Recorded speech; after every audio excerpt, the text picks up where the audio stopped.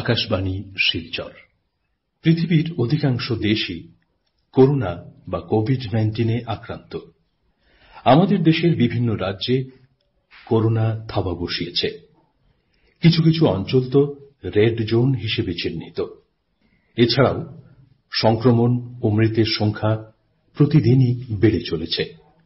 আমাদের রাজ্য আসামেও করোনা প্রভাবমুক্ত নয়। আমাদের বরাক উপত্যকার 3টি জেলায় সংক্রমণ প্রতিরোধে ডাক্তার ও স্বাস্থ্যকর্মীদের নিরলস প্রচেষ্টা অব্যাহত রয়েছে। এছাড়াও প্রশাসনিক স্তরে সরকারি নির্দেশ যথাযথভাবে পালনের জন্য চেষ্টা চালিয়ে যাওয়া হচ্ছে। এবারে শুনব এই উপত্যকার বিভিন্ন অঞ্চলে কোভিড-19 এর কর্মসূচির উপর আমাদের একটি প্রতিবেদন। কাছাড় জেলায় এবার করোনার শিকার হল 1 বছরের এক শিশু। মা বাবার রিপোর্ট এসেছে নেগেটিভ, কিন্তু আশ্চর্যজনকভাবে ওই শিশুটির রিপোর্ট আসে পজিটিভ। দিল্লি ফেরত এই দম্পতি শহরের নিজের বাড়িতে কোয়ারেন্টাইনে ছিলেন। অর্থাৎ সোমবার জেলায় এই শিশুটি সহ মোট 10 জনের রিপোর্ট আসে পজিটিভ।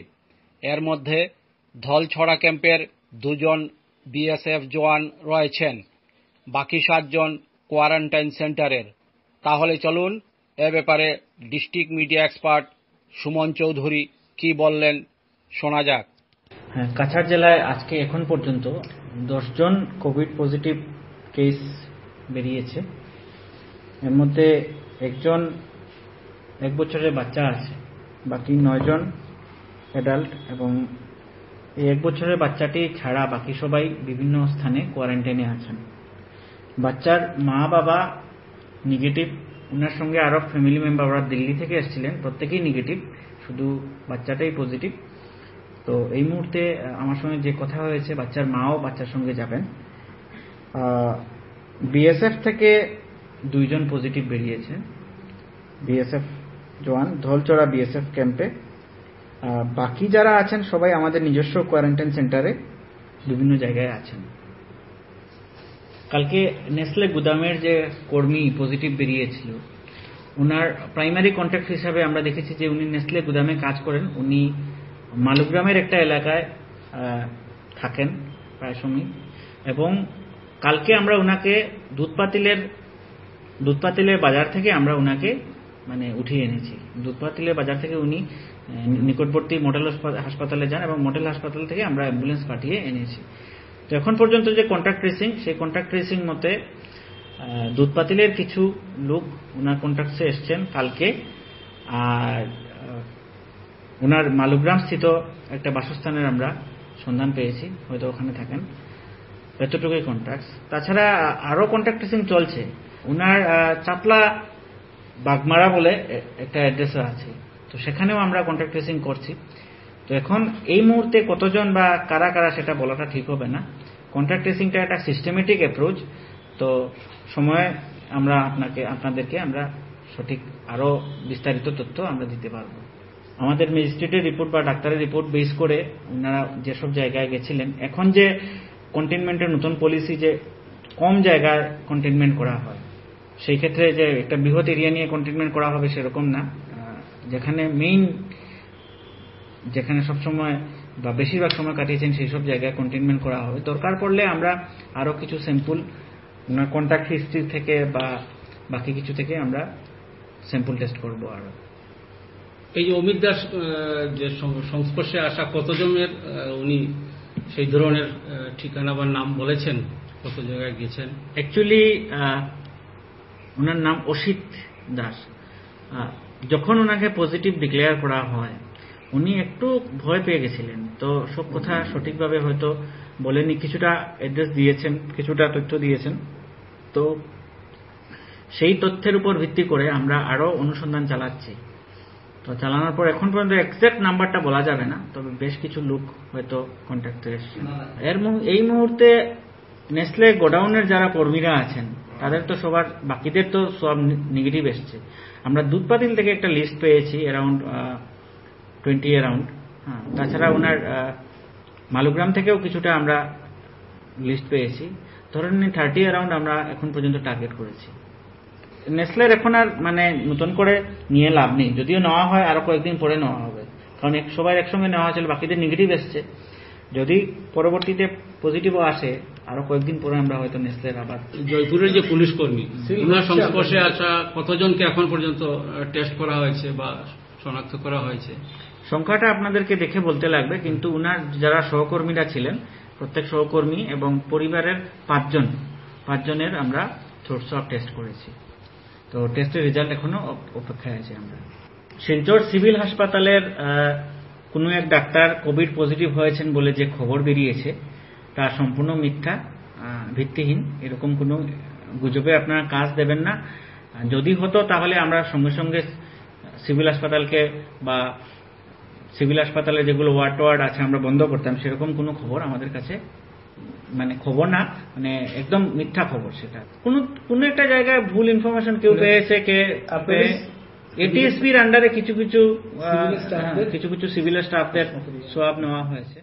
সোমবার নতুন 10 জন পজিটিভ রোগী ধরা পড়ার পর শহর ও শহরতলির বেশ কিছু এলাকায় কোভিড পজিটিভ রোগীর বাড়িঘরকে কন্টেইনমেন্ট জোন হিসেবে ঘোষণা করেছে জেলা প্রশাসন। এর মধ্যে রয়েছে তারাপুর চানমারি রোড, দাস কলোনি, মালুগ্রাম দেবী প্রসাদ পাঠশালার নিকটবর্তী বাড়ি এবং রামনগর আইএসবিটির কাছে একটি গুদাম। এ প্রসঙ্গে কাছাড় জেলার অতিরিক্ত জেলাশাসক সুমিত সাত্তাওয়ান বলেন, हमारे जो जयपुर पुलिस स्टेशन के में जो ड्यूटी कर रहे थे कांस्टेबल अशरफुल आलम और भैया, उनका जो घर का एरिया है उसको कंटेनमेंट जोन बनाया गया है डिटेल्ड कांटेक्ट ट्रेसिंग करने के बाद। तो इनका गांव है निसिंतापुर राजनगर, सिलचर पीएस के अंडर में। वो कल कंटेनमेंट जोन डिक्लेयर किया गया। उसके बाद आज तारापुर चांदमारी रोड पे 2 व्यक्ति जो होम क्वारंटीन में थे, शर्मिष्ठा पॉल और दीपक दास, उनका जो घर है that is opposite Christy Vivek club, Tarapur Chandmari road, Silchar, उसको कंटेनमेंट जोन डिक्लेयर किया गया है कॉन्टैक्ट ट्रेसिंग देखने के बाद में। फिर एक और जो पॉजिटिव निकले थे चंद्रा साहा नाम के, उनका घर है आपका हाउस नंबर 12 उत्तमाशा लेन अपोजिट उदयन कॉम्प्लेक्स, दास कॉलोनी, पंचायत रोड, सिलचर। इसको कंटेनमेंट जोन डिक्लेयर किया गया है उत्तमाशा। फिर जो आसिफ दास जो हमारा एटीएसपी में पॉजिटिव निकले थे, उनका जहाँ पे वो कर्मरत थे, जहाँ पे काम कर रहे थे, वो गोडाउन आपका managed by Cachar traders opposite new Hindustani Marwari dhaba near ISBT Ramnagar, Silchar. तो उनका जो गोडाउन था जहाँ पे वो काम कर रहे थे, वो एरिया को कंटेनमेंट जोन डिक्लेयर किया है। प्लस उनका जो घर है house number 4 care of Shri Ranjit Das, Padma Prasad Sarani गोली नियर देवी प्रसाद प्रसन्ना स्कूल, मालूग्राम, इसको ये 2 कंटेनमेंट जोन उनके उसमें से निकले हैं। जो प्रिलिमिनरी जो सर्वे से मालूम हमको चला है, फैमिली से भी यही हुआ है कि ज्यादा देर कांटेक्ट में रहे नहीं थे, सुबह पहुंचे थे और दोपहर तक रिजल्ट हम लोगों ने ले लिया था। तो ऐसा नहीं है कि वहाँ पे जैसा हमको टीम से इंफॉर्मेशन आया है सर्वे के बाद कि बहुत ज्यादा समय तक वहाँ पे मिले जुले हैं या घूमे फिरे हैं। तो इसलिए जो उनके कांटेक्ट में आएंगे उनका स्वैब तो ले लिया गया है, बट उसको और वहाँ पे सैनिटाइजेशन भी कराया जा रहा है, एज ऑफ नाउ अभी चल रहा है। और बाकी कंटेनमेंट जोन डिक्लेयर करने का ऐसा सभी रिक्वायरमेंट नहीं। অপরদিকে শহরে বিক্ষোভ, ধর্ণা ও প্রতিবাদ কর্মসূচি প্রসঙ্গে এডিসি সাত্তাওয়ান বলেন, कोई भी इवेंट और गैदरिंग अगर होता है तो परमिशन जिस बेसिस पे दिया जाता है उसी परमिशन में साथ में हम लोग ये भी एडवाइस देते हैं कि आप कोविड प्रोटोकॉल्स को फॉलो करेंगे। और जो व्यक्ति परमिशन ले रहे हैं वो व्यक्ति का जिम्मेदारी बनता है कि वो उन कंडीशंस को फॉलो करेंगे बढ़िया से। अगर ऐसा कोई इंसिडेंट सामने आता है तो फिर उस पर एक्शन लेना बनता है, जरूरी भी है। और इस समय ऐसा सीन नहीं है कि कोई कोऑपरेट नहीं कर रहा है या इच्छा में, but everybody knows, but somehow अगर ऐसा हो रहा है, इन्फॉर्मेशन हमारे पास साइंस से अगर आता है तो हम लोग उस पर ऑब्वियसली एक्शन ले लेंगे। अगर ऐसा कुछ एविडेंस है तो आप आपको दे दीजिए। ये परमिशन तो हमें मतलब ये देखना पड़ेगा, एक्चुअली होता है मजिस्ट्रेसी के पास परमिशंस आती हैं, और एज सच जब मतलब बाजार चल रहे हैं विद सोशल डिस्टेंसिंग कुछ है तो कुछ क्राइटेरियाज देख करके दिया जाता है, सबसे परमिशन पूछा जाता है कि देना है नहीं देना है, जो प्रोटोकॉल था उसके हिसाब से। But the sole responsibility lies with the organiser की वहाँ पे किसी भी प्रकार का कोविड प्रोटोकॉल का वायलेशन ना। आकाशवाणी शिलचर केंद्रेर पक्षे आमी रतन देव। কথায় বলে জানার শেষ নেই, এমন অনেক কিছু আছে যা আমরা জানি না। শিলচর শহরে সিভিল হাসপাতালে রয়েছে ইউনানি চিকিৎসা বিভাগ। ভারত সরকারের আয়ুষ মন্ত্রক যে কটি চিকিৎসা শাস্ত্রকে মান্যতা দিয়েছে তার মধ্যে রয়েছে ইউনানি চিকিৎসা পদ্ধতি। কিভাবে এই পদ্ধতিতে চিকিৎসা হয় এবং এই অতিমারীর প্রকোপে রয়েছে কি কোনো বিশেষ ওষুধ, সেসব বিস্তারিত জানতে কথা বলি শিলচর সিভিল হাসপাতালের ইউনানি বিভাগের চিকিৎসক ডাক্তার আখতার হোসেন জামালির সঙ্গে। हमारे यहाँ तो जनरल मेडिसिन में जो पेशेंट आता है, जैसे रेस्पिरेटरी सिस्टम का है, खांसी है, ज्वर है, सर्दी है, इसका बीमारी आता है। उसके अलावा हार्टों का बेदना है, उसके अलावा गैस का है। उसके अलावा हमारे यहाँ आते हैं पेशेंट सर दर्द का, हेडेक का, मथा बेदना। हम लोग यहाँ कुछ रिसर्च प्रोजेक्ट भी चलता है। एक रिसर्च प्रोजेक्ट हम लोगों का अभी हुआ है वर्म हलक यानी फरिंजाइटिस, जिसे गले में जिसको खराश होता है फरिंजाइटिस, उसमें हम लोगों ने एक दवा दी थी तूत का पत्ता। तूत पत्ता जो होता है ना, तूत फल से बना हुआ एक सिरप दिया था, वो हम लोगों ने इस्तेमाल कराया। उसके अलावा हमारे यहाँ दांत का वेदना का है, हम लोग उसमें क्लोव ऑयल देते हैं। अच्छा, क्लोव ऑयल देते हैं। हाँ, आप जो ट्रीटमेंट, आप जो सामान इस्तेमाल करते हैं, ये सामान क्या बाहर से आता है या यहाँ पे मिलता है? ये सामान जो है ना, ज्यादातर तो सामान हमारा वहीं से आता है, दिल्ली से। ये गवर्नमेंट ऑफ इंडिया का है। अच्छा। हाँ, वहीं से गवर्नमेंट ऑफ इंडिया ही का अपना एक मैन्युफैक्चरिंग कंपनी है मेडिसिन का, IMPCL के नाम से, वही दवा सप्लाई करती है। ऐसे एलोपैथी ट्रीटमेंट में लोग बोलते हैं कि इसमें साइड इफेक्ट रहता है, लेकिन आपका जो यूनानी ट्रीटमेंट है उसमें कोई साइड इफेक्ट नहीं रहता, इसीलिए इसको सेफ माना जाता है। ये सही है क्या? हमारे यहाँ चूंकि दवाएं जो है वो हर्बल होती हैं ज्यादातर, तो उसके अलावा कुछ मिनरल्स भी इस्तेमाल करते हैं, कुछ एनिमल ओरिजिन की भी दवाएं होती हैं, लेकिन जो हर्बल्स होती हैं वो एज इट इज लेते हैं हम लोग। जैसे अगर हमको खांसी के लिए तूत फल देना है तो हम तूत फल को ही एज इट इज उसको सिरप बनाएंगे, उसको दे देंगे। तो तूत तो आदमी ऐसे भी खाता है, बच्चे खाते हैं, आदमी खाते रहते हैं, और अगर उसी को हमने सिरप बना के दे दिया तो वो भी खा सकता है आदमी, लेकिन उसमें कोई हार्मफुल इफेक्ट नहीं है। किसी पार्टिकुलर इंग्रेडिएंट को, किसी अल्कलॉइड को हम लोग अलग नहीं करते हैं, बल्कि एज इट इज उसको दे देते हैं। अच्छा।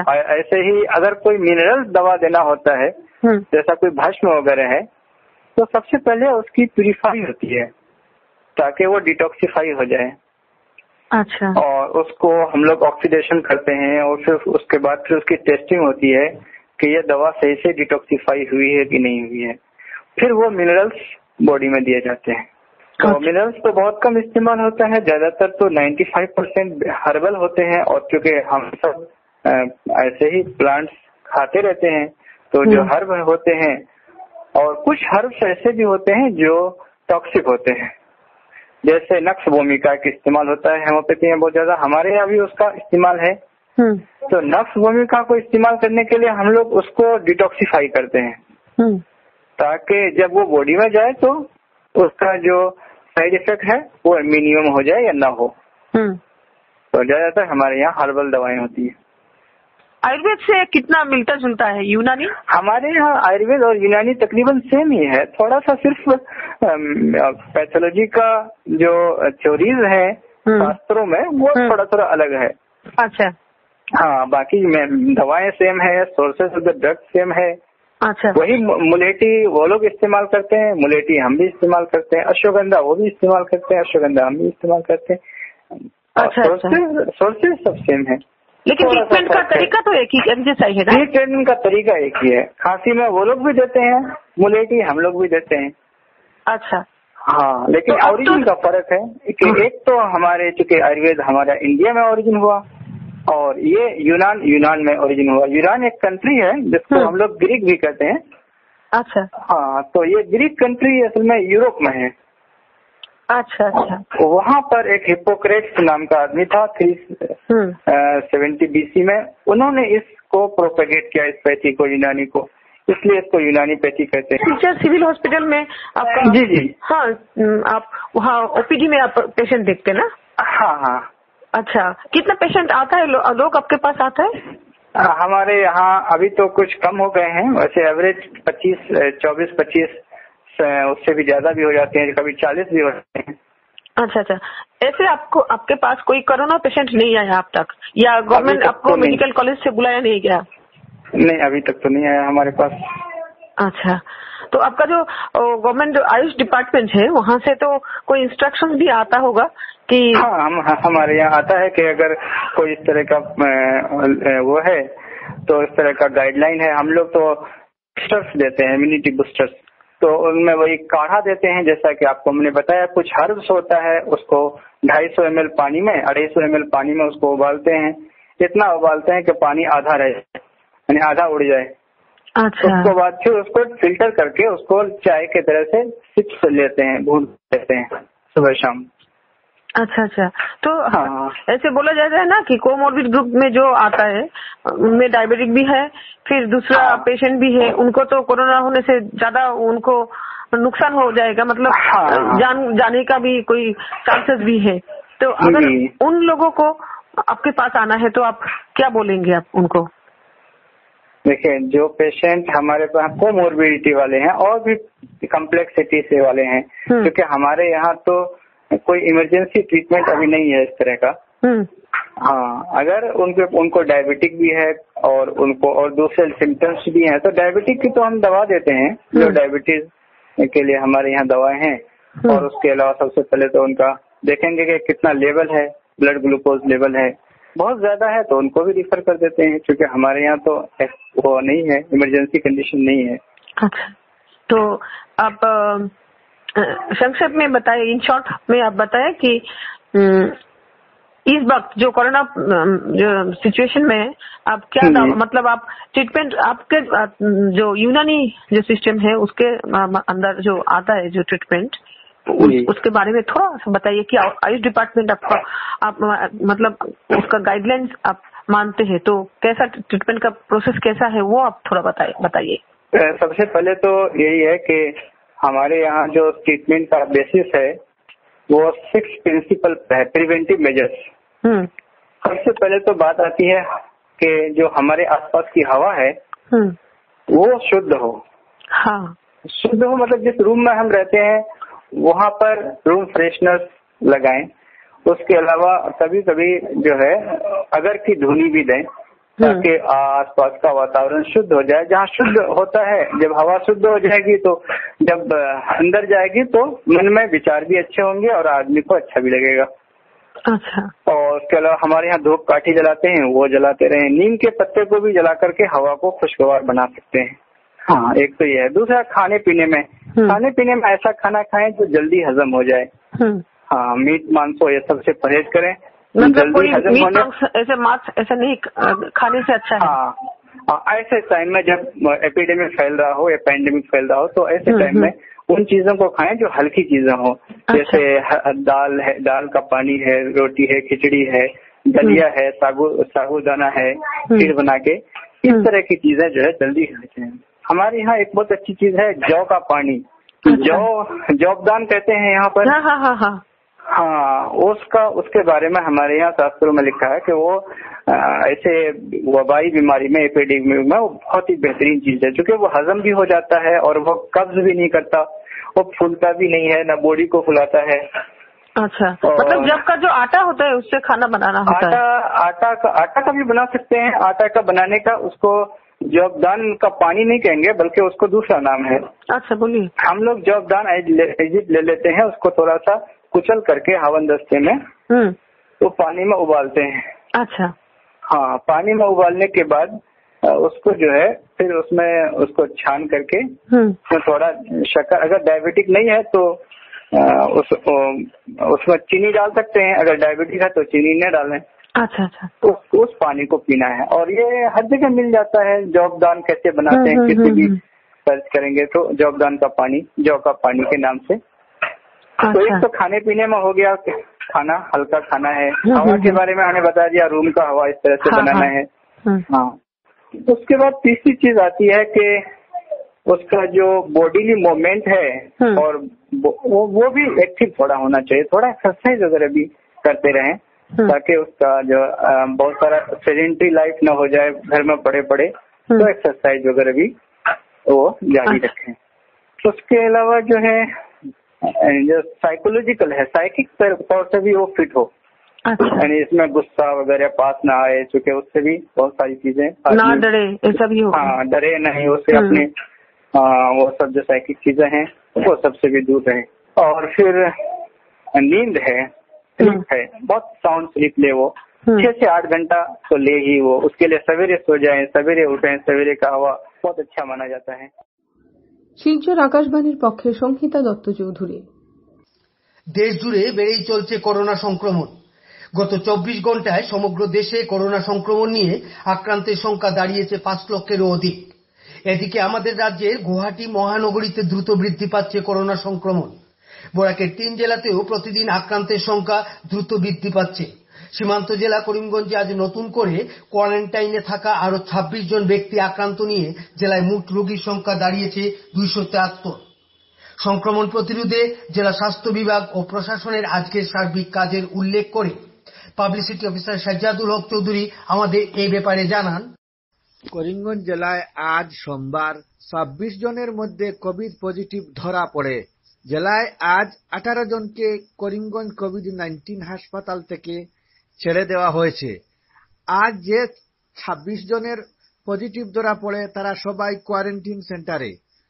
তাদেরকে করিমগঞ্জ কোভিড-19 হাসপাতালে ভর্তি করে প্রশাসনের ব্যবস্থাপনায় চিকিৎসা শুরু হয়েছে। আজ 26 জন পজিটিভকে নিয়ে জেলায় কোভিড আক্রান্তের মোট সংখ্যা 273 দাঁড়ালো।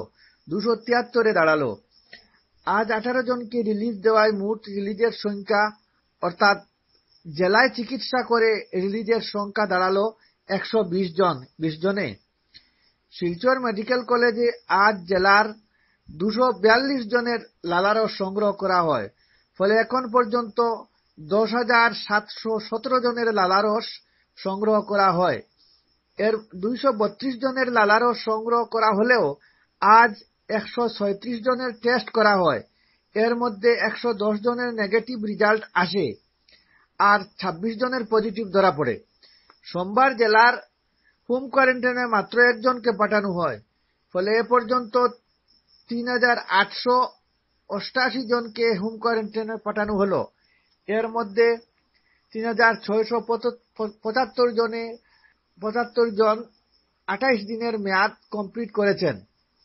আজ 117 জনকে মাস কোয়ারেন্টাইনে অর্থাৎ প্রাতিষ্ঠানিক কোয়ারেন্টাইনে পাঠানো হয়। ফলে এ পর্যন্ত 6,356 জনকে মাস কোয়ারেন্টাইনে পাঠানো হলো। এর মধ্যে 5,726 জনকে ডিসচার্জ দেওয়া হয়েছে মাস কোয়ারেন্টাইন থেকে। এখন বর্তমানে মাস কোয়ারেন্টাইনে রয়েছেন 630 জন। সোমবার জেলার আন্তরাজ্যিক সীমান্ত দিয়ে 980 জন প্রবেশ করেন। ফলে এ পর্যন্ত আন্তর্জাতিক আন্তরাজ্যিক সীমান্ত দিয়ে 58,754 জন জেলায় ফিরেছেন। আগামীকাল মঙ্গলবার জেলার সুতারকান্দি আন্তর্জাতিক ইমিগ্রেশন সেন্টার দিয়ে 18 জন বাংলাদেশি নাগরিককে বাংলাদেশে প্রেরণ করা হবে প্রশাসনের ব্যবস্থাপনায়। এই 18 জন বাংলাদেশি নাগরিক কোভিড পরিস্থিতি শুরু হবার আগে ভারতে ভ্রমণে এসেছিলেন। কোভিড পরিস্থিতির জন্য তারা আটকে পড়েন। আগামীকাল তাদেরকে সুতারকান্দি সীমান্তে আমাদের প্রশাসনের ব্যবস্থাপনায় মেডিকেল চেক আপ করে শেওলা ইমিগ্রেশন পয়েন্টে, বাংলাদেশের শেওলা ইমিগ্রেশন পয়েন্টে বাংলাদেশ সরকারের হাতে তুলে দেওয়া হবে। এদিকে জেলা জুড়ে স্যানিটাইজেশন, মাস্ক পরিধান, সোশ্যাল ডিস্টেন্সিং মেনটেন ইত্যাদির জন্য প্রচার অভিযান জোরদার চলছে। পাশাপাশি দমকল বাহিনী এবং পিএইচই বাহিনীর ব্যবস্থাপনায় অফিস, কোয়ারেন্টাইন সেন্টার ইত্যাদিতে স্যানিটাইজেশন অব্যাহত রয়েছে। ভাইরাসকালীন পরিস্থিতিতে বিদ্যুৎ সমস্যায় নাজেহাল গোটা করিমগঞ্জ জেলা। কয়েক বছরের গণদাবি থাকা সত্ত্বেও বিদ্যুৎ সমস্যা দূর হয়নি।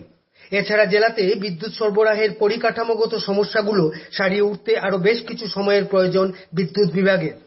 সম্প্রতি এপিডিসিএল এর বোর্ড অব ডিরেক্টর নিত্যভূষণ দে জেলার বিদ্যুৎ সমস্যা নিয়ে সাংবাদিক বৈঠকে বক্তব্য রেখে বলেন, চেষ্টা করেছিলাম ছোট হাইড্রো প্রজেক্ট করার জন্য, এবং আপনারা নিশ্চয়ই জেনেছেন সংবাদ মাধ্যমে মধুরা নদীর হাফ শেয়ারে আমরা গিয়েছিলাম, কিন্তু সেটা আপাতত ভিজিবল নেই। কারণ রোড কমিউনিকেশন যেটা, সেই রোড কমিউনিকেশন যদি এখানে একটা প্রপোজাল আছে সরকারের যে অমরানগর থেকে হাফলংয়ের একটা রাস্তা তৈরি হবে, যদি সেটা হয় তখন সেটা ফিজিবল সম্ভব হবে। কারণ এত দীর্ঘ রাস্তা তৈরি করে এখানে প্রজেক্ট তৈরি করা সম্ভব নয়, মালপত্র নেওয়া সম্ভব নয়, এটা কাজ করা। আমি আশা করি সন্মিলের প্রজেক্টটা তাড়াতাড়ি হবে। দ্বিতীয়ত, আমাদের যে chairman B K Pipersenia, ex deputy secretary IS, উনি 3টা কোম্পানি যেটা আছে, Assam power generation company limited, Assam power distribution company limited, AGCL, এই 3টা কোম্পানির চেয়ারম্যান বিকে পিপার্সনিয়া এবং আসামের মাননীয় মুখ্যমন্ত্রী আমাকে বরাক ভ্যালি এপিডিসিএল এর কাজকর্ম অতিরিক্তভাবে দেখার জন্য তারা আমাকে অনুরোধ করেছেন।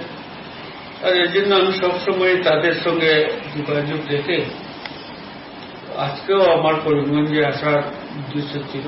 একটা হলো জেলাধিপতি বিকালে তার সঙ্গে দেখা করবো, আর আমাদের ডিজিএম, এজিএম, এসডিও তাদেরকে নিয়ে বসেছিলাম, তাদের কি সমস্যা আছে কি না, এবং কোন কোন প্রজেক্ট এটা। আপনারা জানেন যে করিমগঞ্জের ভবিষ্যতের জন্য 3টা প্রজেক্ট, একটা হলো 5 গ্রাম থেকে একটা লাইন টেনে ন্যাশনাল হাইওয়ে করিমগঞ্জে নিয়ে আসা, তো সেটার কাজ চলছে। সেই কাজ খুব তাড়াতাড়ি শেষ হবে। দ্বিতীয় যেটা 132 কিলো যে পেটেরনগর থেকে যেটা, সেটাতে 85টা টাওয়ার প্রয়োজন। সেটা কাজ কিন্তু খুব দ্রুতগতি না, এটা 30টা টাওয়ারের পিঙ্ক লেভেল ইতিমধ্যে তৈরি হয়েছে। কিন্তু এর চেয়ে তাড়াতাড়ি একটা কাজ করার জন্য আমাদের সামনে আমি ডিপার্টমেন্টের সঙ্গে বসে আলোচনা করে দেখি, পাল্টানা থেকে কালীগঞ্জ হয়ে যে লাইনটা গেছে, মেইন লাইন পাওয়ার গ্রিড যেটা করেছে, সেখান থেকে যদি লাইন টানা হয় তাহলে 14টি টাওয়ারের মধ্যে সেটা হবে 3 মাসের মধ্যে সেই কাজটা সম্পূর্ণ হবে। ইতিমধ্যে ডিপার্টমেন্ট চেয়ারম্যানের সঙ্গে আমার আলোচনা হয়েছে, আমার পত্রালাপ হয়েছে, তো চেয়ারম্যান এগ্রি এটাকে টেন্ডার দেখে এই কাজটা করার জন্য, যাতে সেটা টেন্ডার দেখার পর অফিসিয়াল প্রসেস শেষ হলে 3 মাসের মধ্যে কাজের অনুমতি দিলে 3 মাসের মধ্যে সেটা হয়ে যাবে। তখন আমরা 34 মেগাওয়াট বিদ্যুৎ আমরা দিতে পারব। করিমগঞ্জ জেলা থেকে শিলচর আকাশবাণীর পক্ষে নবেন্দু দাস। হাইলাকান্দির লালা অঞ্চলে করোনা বা কোভিড-19 সর্বশেষ পরিস্থিতি নিয়ে আলোচনার প্রসঙ্গে লালা খণ্ড প্রাথমিক স্বাস্থ্য কেন্দ্রের প্রধান তথা মহকুমা স্বাস্থ্য আধিকারিক ডক্টর জাহিদুল ইসলাম আজ আকাশবাণী শিলচর কেন্দ্রকে আরও জানালেন। লকডাউন দেওয়ার অর্থ হয়েছে মানুষের মুভমেন্ট কম হবে, লোক কম বের হবে তো সংক্রমণ হওয়ার মানে সংখ্যাটা কম হবে। কমিউনিটি লেভেলে যখন চলে যায় তার শরীরে কি আছে এটা জানা মুশকিল। আর এই লোকগুলা যখনই সাইডে দিয়ে ঘোরাফেরা করবে আর কি, প্রচুর লোকের ইনফেকশন হয়ে যাওয়ার সম্ভাবনা থাকে। কিন্তু আমার হাইলাকান্দি ডিস্ট্রিক্টে তো এখনো খবর নেই কমিউনিটি লেভেলের স্প্রেডটা, কিন্তু আমার লালা ব্লকের আন্ডারে অনেকগুলো কোয়ারেন্টাইন সেন্টার আছে, যেটা একটা সেন্টার থেকে আমার জয়মঙ্গল হাই স্কুল, যেখানে 128 জন লোক ছিলেন আর কি। আমরা এরা সনুচুদের ফ্লাইটে এসেছিলেন। এখন অব্দি এই সেন্টারে 128 জনের ভিতরে 70 জনই পজিটিভ আছে আর কি। এখন আমরা থার্ড স্যাম্পল কালেকশন করেছি। দেখি আর কি এইটার মধ্যে কতটা কি আছে রেজাল্ট। এইটা রেজাল্ট আশা করে আমরা হয়তো বাকি কিছু লোক আছে, আমরা কিছু মানুষকে রিলিজ করেছি, আর কিছু মানুষ হয়তো এখন খুব একটা বেশি লোক নাই। এর মধ্যে আমরা অলরেডি 32 রিলিজ করে দিয়েছি আর কি। আর বাকি লোকগুলা আছে আউটকামটা আসলেই সোয়াব কালেকশনের রিপোর্ট আসলে হয়তো ডিস্ট্রিক্ট অ্যাডমিনিস্ট্রেশন চিন্তা করবে যে ওনাদেরকে রিলিজ করতে হবে আর। আচ্ছা, আর যে 70 জনকে পাওয়া গেছে পজিটিভ, ওরা কি হাইলাকান্দিতেই আছেন না শিলচরেও পাঠানো হয়েছে? এরা ডিফারেন্ট হসপিটালে নেওয়া হচ্ছে। যেরকম এসকেআই সিভিল হসপিটাল মাঝখানে ফুল হয়ে গিয়েছিল, তো আমরা কিছুতে এসকেআই সিভিল হসপিটালে পাঠাচ্ছি, কিছু দলাই মডেল হসপিটাল কাটিছড়াতে পাঠানো হচ্ছে, আর কিছু মডেল হসপিটাল আলগাপুরেও পাঠানো হচ্ছে, কিছু আমরা আবার শিলচর মেডিকেল কলেজে পাঠাইছি। গুয়াহাটিতে জনসংখ্যা প্রচুর, অনেক শপিং মল, অনেক বিজনেস সেন্টার আছে, আর লোকের গ্যাদারিংটা প্রচুর হয়, যারা সোশ্যাল ডিস্টেন্সিং মেনটেন করে না, এদের মাস্কও পরে না। এখন গুয়াহাটিতে কমিউনিটি লেভেলে মোটামুটি স্প্রেড হচ্ছে। ওটার জন্যই আমাদের মন্ত্রী মহাশয় বলেছেন যে আপাতত যদি আমরা কিছু মানুষ বের না হই, তাহলে আমরা কিছু একটু রোগটাকে বাধা দিতে পারবো আর কি। কারণ আপনারা সবাই জানেন যে এই রোগটা যদি আমরা সোশ্যাল ডিস্টেন্সিং মেনটেন করি না, মাস্ক পরি না, অবাধে চলাফেরা করি, তাহলে এটা যদি অবাধে চলাফেরা করি, মাস্ক পরি না, কোনো কিছুই আমরা মেনটেন করলাম না, তাহলে সংক্রমণ হওয়ার সংখ্যাটা অনেক বেশি থাকে। আমরা যতই লকডাউন বলি আর যতই যা কিছুই বলি, যদি আমরা social distance means physical distance যদি আমরা মেনটেন করি না, হ্যান্ড হাইজিন করি না, মাস্ক গ্যাদারিং এর থেকে যদি আমরা দূরে থাকি, তাহলে আমরা এই রোগের থেকে বাঁচতে পারবো। Recently hand washing is a part of the daily life. আমরা সব সময় frequently every half an hour 1 আওয়ারে আমরা অ্যাকচুয়ালি হ্যান্ড হাইজিনটা করতেই লাগে। কোনো জিনিস কাজ করার পরে আমরা হ্যান্ড হাইজিন করতেই লাগে। আমরা যে মেডিকেল স্টাফের তো আরো প্রচুর, আমরা কোনো রুগী দেখার আগে হ্যান্ড হাইজিন, রুগী দেখার পরে হ্যান্ড হাইজিন, রুগীর ধরেন কোনো ইনস্ট্রুমেন্ট আমরা ইউজ করার পরেও হ্যান্ড হাইজিন, ইনস্ট্রুমেন্ট স্টেরিলাইজেশন, বহুত কিছু করতে হচ্ছে আর কি এই কোভিড-19 এর জন্য। আপনাদের কি পিপিই কিট আছে? পিপিই কিট কি আপনাদের আছে পর্যাপ্ত?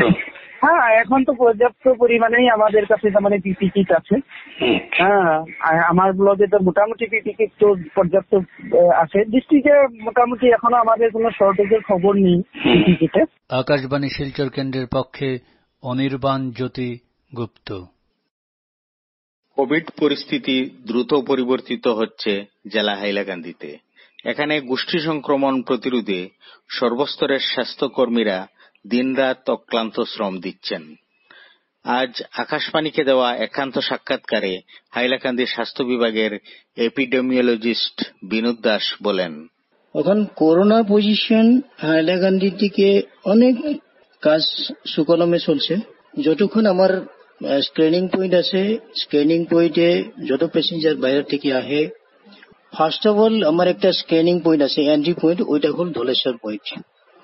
ধলেশ্বর পয়েন্টে যত প্যাসেঞ্জার আহে ওইখানে মেডিকেল চেক আপ হয়। মেডিকেল চেক আপ হওয়ার পরে আপনার ল্যাবরেটরি টেকনিশিয়ানের দ্বারা আমার সব কালেকশন হয়। আফটার কালেক্টিং দ্য সব মেডিকেল টিমে ডিটেক্ট করে ওই মানুষটা হোম কোয়ারেন্টাইন যাবো না ফ্যাসিলিটি কোয়ারেন্টাইন যাবো। যত মানুষ প্রেগনেন্ট লেডি হাজব্যান্ড ওয়াইফ ওই মানুষগুলা হোম কোয়ারেন্টাইনে যাইবো, আর বাকি অনেক যেগুলা মানুষ আছে ওইটা ফ্যাসিলিটি কোয়ারেন্টাইনে আমি পাঠানো হয়। তারপরে যখন আমার সব টেস্টের রেজাল্ট বাহির হয়, সব টেস্ট বাহির হওয়ার পরে যে যত পজিটিভ কেস বাহির হয় ওই পেশেন্টে আমি হসপিটালে ট্রিটমেন্ট করি। যে হসপিটালে আমার S K Roy civil hospital, Dhalai model hospital, Algapur model hospital, ওইখানে আমার কোভিড হসপিটাল বানানি হয়েছে। ওইখানে আমি কোভিডের পেশেন্ট যত আছে আমি ট্রিটমেন্ট করে কেস ম্যানেজমেন্ট করে তারপরে কেসটা আমি step by step as per SOP আমি টেস্ট করে টেস্ট করার পরে যখন কেসটা নেগেটিভ হয় তারপরে আমি ওই মানুষটা হোম কোয়ারেন্টাইনে অ্যাডভাইস করে। এখন হাইলাকান্দির জেলার আমার হেলথ ডিপার্টমেন্টের অনেক মানুষ অনেক কাজ করিয়া আছে, সুন্দর সুন্দর কাজ করিয়া আছে, বিজি হয়ে আছে সব মানুষের সমাজের সেবাকে লিয়ে, যে রাজ্যের ভালোর কারণে কাম করিয়া আছে। আর আমার স্বাস্থ্য বিভাগের যতটা আমার ADC health sir, joint director sir, জয়ু ম্যাম, মার্শাল এপিডেমিওলজিস্ট, আমি অনেক 24 ঘন্টা ধরে দিন রাতে আমি কাম করি আছে, মানুষের সেবা করি আছে। এই সিচুয়েশনে মানুষে আমি একটাই অনুরোধ যে মানুষে please maintain the social distance, maintain the health hygiene, maintain the government law and order. গভর্নমেন্টে যতটা ধরনের যে রকমের মানুহক এজ পার এসওপি মানুষ ইনস্ট্রাকশন দেয় ওই ইনস্ট্রাকশনটা না মানা লাগে, ইনস্ট্রাকশন মানিয়ে কাম করা লাগে। তখন আমার একটা আছে কি যে যতটা কেস হয় আমি কেস যাতে আমি কেসটা প্রপার ম্যানেজমেন্ট করিয়া আমি ট্রিটমেন্ট করার ব্যবস্থা আমি করব পারো, যাতে আমার কমিউনিটি ট্রান্সমিশন না হয়। কমিউনিটি ট্রান্সমিশন করার কারণে আমার মানুষে অনেক contact tracing, positive contact tracing, home quarantine contact tracing, ATSP, ACSP বিভিন্ন ধরনের প্রোগ্রাম লয়ে আমি কাম করি আছে। এখনো হাইলাকান্দিত আমার কমিউনিটি ট্রান্সমিশনের একটা কেস আমি পাওয়া নাই। আরো যাতে কমিউনিটি ট্রান্সমিশন না হয় আমার সার্ভেলেন্স সিস্টেম অনেক ধরনের স্ট্রং হয়ে মানুষগুলাকে ফিল্ডে কাম করি আছে। হেলথের যতটা পর্যায়ের মানুষ আছে as far step by step মানুষ যাতে এঙ্গেজমেন্ট করা আছে এই মানুষে অনেক ধরনের কাম করি আছে, যাতে আমি কোভিড-19 আমি কন্ট্রোল করিব পারো ইন হাইলাকান্দি ডিস্ট্রিক্ট। এই ধরনের কাম করি আমি গভর্নমেন্টে আমাকে যতটা ফেসিলিটি দিচ্ছে ওই ফেসিলিটি অবলম্বন করিয়া আমার মানুষে কাজ করে। আরো আমার হায়ার অথরিটি যে ধরনের আমাকে ইনস্ট্রাকশন করে আমি এই ধরনের আমার মানুষে মানিয়া কাম করি আছে। এখন হাইলাকান্দির জেলার যতটা মানুষ হেলথের আছে অনেক সুন্দর করিয়া কাজ করি আছে। ল্যাব টেকনিশিয়ান, সার্ভেলেন্স টিমর, আমার মাইক্রোবায়োলজিস্ট, এপিডেমিওলজিস্ট, আমার ডিস্ট্রিক্ট সার্ভেলেন্স অফিসার অনেক ধরনের কাম করি আছে। আর আমার হায়ার অথরিটি খুব আমাকে সাপোর্ট দিয়ে আছে, আর আমার হায়ার অথরিটি খুব সুন্দরকে আমার কামবিলাক নিরীক্ষণা দিয়ে থাকে। এইখিনি মোর কবলগীয়া। আচ্ছা, আরেকটা কথা আপনার কাছে জানতে চাইছি, যেসব রোগী আইসোলেশনে রয়েছেন জেলার 3টি হসপিটালে, তাদের সোয়াব টেস্ট আপনারা কতদিন পর পর নিয়ে থাকেন এ ব্যাপারে একটু? আচ্ছা, সব কালেকশনের ব্যাপারটা হচ্ছে এইটা গভর্নমেন্টে আমার একটা ল্যাবরেটরি এসওপি বানাই দিছে, যে এসওপি মতে আমার টেস্ট আমার যে রুলসে যায় এই রুলসে আমি টেস্ট করে। ফার্স্ট টেস্টটা পজিটিভ হলে তার পিছত সেকেন্ড টেস্ট কি রকম করবো, থার্ড টেস্ট R1 R2 এইরকমই আমার টেস্ট যেটা ডেট ওয়াইজ হয় আমি ডেট ওয়াইজ আমি টেস্টটা করিয়া আসে। তারপরে গভর্নমেন্টের এসওপি মানিয়া আমি টেস্ট করিয়া পেশেন্টকে ডিটেক্ট করে যে যখন পেশেন্টের নেগেটিভ হয় তখন পেশেন্টে আমি হোম কোয়ারেন্টাইনের ব্যবস্থা করে। আর হোম কোয়ারেন্টাইনে আমার ফলো আপ থাকে, আমার হেলথ টিম যায়, হেলথ টিম গিয়ে আমি তাত সুপারভাইজ করে ফলো আপ করে যদি কোনো সাইন সিমটম বা যদি প্রবলেম থাকে আমার মেডিকেল টিমে তাত যাই কথা পাতি, বা নেক্সট টাইম যদি সাইন সিমটম আহে বা কোনো যদি প্রবলেম হয় আমার টিম যায়, মেডিকেল টিম যায়, আমার চেক আপ করে। হোম কোয়ারেন্টাইনে থেকে যখন ফ্রি করার আগে আবার টেস্ট করা হয় কিনা? এটা অ্যাবসলিউটলি রাইট। হোম কোয়ারেন্টাইনের মানুষের যদি অ্যাডভাইস করার তার আগে আমি টেস্ট করা লাগে। টেস্টটা যদি নেগেটিভ হয় তারপরে আমি মানুষটা হোম কোয়ারেন্টাইন অ্যাডভাইস করে। তো সবশেষে জানতে চাইছি যে কমিউনিটি সার্ভেলেন্স প্রোগ্রাম যে চলছে এই প্রোগ্রামে কাদের সোয়াব নেওয়া হচ্ছে, কোন শ্রেণীর মানুষের, এ ব্যাপারে যদি একটু বলেন। This is very good question. I have already something I have already told. এইটা কোয়ারিটা অনেক ভালো কোয়ারি, কারণ এইটাই হচ্ছে আমার এটিএসপির গোয়েল। এটিএসপি আমার উদ্দেশ্য এটা হয়েছে কি যাতে আমার কমিউনিটিত আমার কোভিড-19 ট্রান্সমিশন নহয়, সেইটাই আমার মেইন গোল। ওইখানে আমার এতিয়া গভর্নমেন্টের রুলে আপনার পেট্রোল পাম্পে, লোডিং আনলোডিং ট্রাকে, টায়ার মেকার, পেট্রোল পাম্পে কোভিডের যত স্টাফ আর ক্রাউডিং পিপলের যত স্টাফ, ওই মানুষগুলোর আমি র্যান্ডমলি আমি সব কালেকশন করা হয়েছে। তারপরেও একটা মেইন কথা হচ্ছে কি হোম কোয়ারেন্টাইন যাওয়ার পরে যে মানুষ হোম কোয়ারেন্টাইন যায়, হোম কোয়ারেন্টাইন যাওয়ার মানুষের সঙ্গে কই যদি কন্ট্যাক্ট ট্রেসিং হয়, তেওঁক আমি জিজ্ঞাসা করে যে আপনার কাছে কত মানুষের কন্ট্যাক্ট ট্রেসিং প্রবাবিলিটি থাকে, চান্স কিটা আছে। ওই মানুষটা যদি আমাকে কয় যে আমার এনেকুৱা মানুষের সঙ্গে টাচ হয়েছে, তেতিয়া আমি ওই মানুষের কন্ট্যাক্ট ট্রেসিং করিয়া আমি স্যাম্পল কালেক্ট করে আমি দুইটা VRDL viral research and laboratory সেন্টারে আমি স্যাম্পল পাঠাই, একটা হল শিলচর, একটা হল Guwahati. VRDL viral research diagnostic lab, GMC or SMCH, এরকম আমি স্যাম্পল পাঠানি হয়। জানতে চাইছি আপনার কি ধারণা, আপনি এই কোভিড এর কাজ করে আপনার কি ধারণা হয়েছে যে হাইলাকান্দি জেলায় কমিউনিটিতে গোষ্ঠী সংক্রমণ হতে পারে কিনা বা এই সংক্রমণ রোকা সম্ভব কিনা? ওইটা তো আমি অনেক চেষ্টা করছি, এইটাই আমার গোল। আমি এই ধরনের কাজ করিয়েছি যাতে কমিউনিটি ট্রান্সমিশন না হয়। Our all of team members have dedicatedly they have done their duties in different fields, different village levels and different community level also. The community যে আমার এটা টার্গেট করিয়া আমার মানুষের কাজ করিয়াছে যে আমি কমিউনিটি কি রকম বন্ধ করবেন, এইটাই আমার লক্ষ্য। আর এই সঙ্গে আমি জনসাধারণের সঙ্গে একটা কথা কইছি যে all the people they can help us, they can obey our instruction whichever is delivered by our health worker, ASHA, Anganwadi worker and also SW, MPW and surveillance worker. যতটা মানুষের যে রকমের অ্যাডভাইস করে ওই অ্যাডভাইসটা ওই রাইজে আমার সঙ্গে একটা কথা কি ওই অ্যাডভাইসটা মানে শোনা লাগে। ওই অ্যাডভাইসটা শুনিয়া যে মানুষের যদি রুল রেগুলেশন মানে, যতটা নিয়ম মানে, তার বিষয়টা আমি দেখি যে ট্রান্সমিশনের চান্সটা hopefully we have control the community transmission as our work level also. Akashvani Silchar কেন্দ্রের পক্ষে জসিম উদ্দিন লস্কর। এতক্ষণ শুনলেন কোভিড-19 এর উপর আমাদের কেন্দ্রের একটি বেতার প্রতিবেদন। সাক্ষাৎকার ও শব্দগ্রহণে ছিলেন রতন দেব, অনির্বাণ জ্যোতি গুপ্ত, সংহিতা দত্ত চৌধুরী, জসিম উদ্দিন লস্কর ও নবেন্দু দাস। সম্পাদনা অভিজিৎ নাথ, প্রযোজনা দিব্যজ্যোতি পুরকায়স্থ।